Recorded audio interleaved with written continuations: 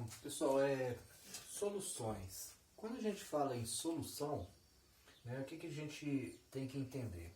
Solução é uma mistura homogênea e ela pode ser encontrada nos estados sólido, líquido ou gasoso. Quando eu falo mistura homogênea, quer dizer que eu não consigo ter uma separação das fases visualmente, né? Então, por exemplo, a água com o álcool, ela mistura de tal forma que eu não consigo diferenciar um material do outro.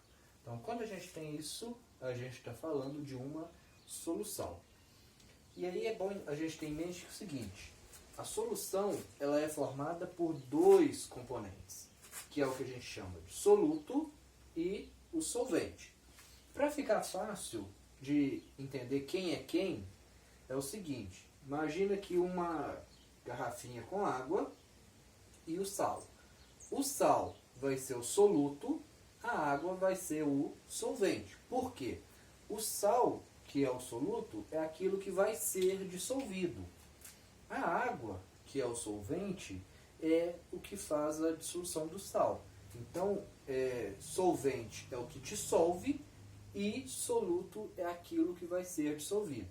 Então, sal é o soluto, água é o solvente. Geralmente, a gente tem que o solvente é aquele material que está em maior quantidade. E aí, para a gente entender direitinho, quando a gente for trabalhar com a parte de quantitativa, né, de fazer as continhas, a gente vai ter que diferenciar um do outro.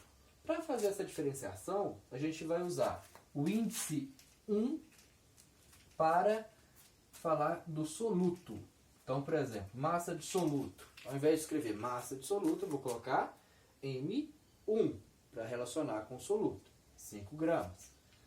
Usaremos o índice 2 para identificar o solvente. Então, quando for 2, eu estou falando do solvente. Por exemplo, M2, massa do solvente, igual a 25 gramas. E se por um acaso não tiver índice, eu estou falando da solução. Como a solução é uma mistura dos dois, soluto mais solvente, então se eu quisesse calcular a massa dessa solução, supondo os exemplos acima, eu teria massa do soluto mais massa do solvente. Então 5 mais 25, 30 gramas. Então essa é a ideia. É preciso que fique bem claro que soluto vai vir com índice 1 e é o material que vai ser dissolvido. Solvente vem com índice 2 e é o material que dissolve. Geralmente é o que está em maior quantidade.